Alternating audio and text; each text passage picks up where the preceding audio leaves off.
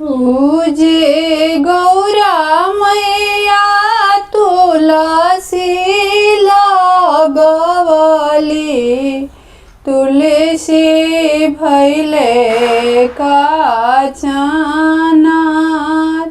तुलसी भैले काचनार। पूजे ताई ताले खेले गणपति जी, ललना खेले जुआवा सार, ललना खेले जुआवा सार।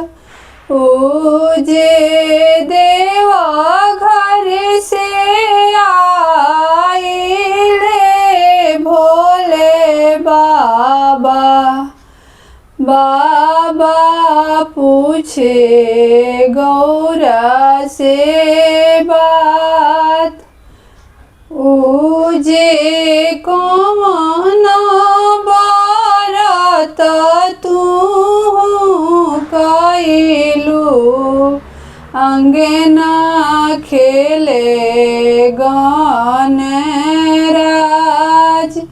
अंगना खेले गणराज।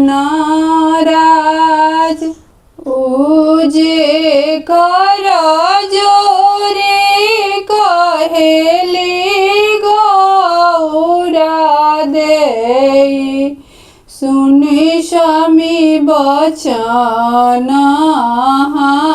हमार, सुनि स्वामी बचन हमार। पूजे कार्तिक भोर उठी नहाइनी, पूजनी गंगा जी के घाट, पूजनी गंगा जी के घाट। पूजे कार्तिक भोर उठी नहाइनी, पूजनी छठी मैया के घाट। पूजे तुलसी के दियावा जरमनी,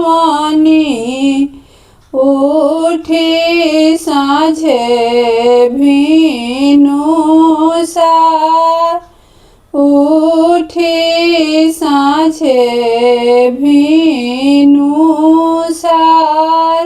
पूजे तुलसी के जलावा चढ़वनी, उठी भोरे भीनु सार, उठी भोरे भीनु सार।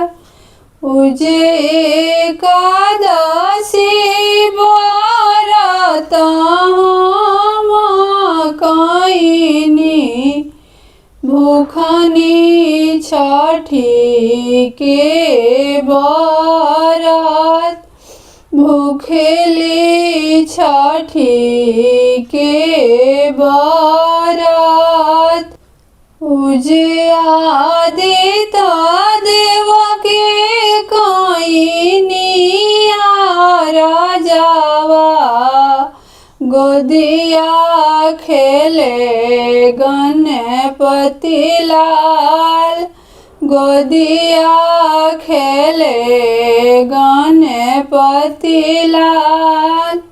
पूजे छठी माई के चुनरी चढ़वनी,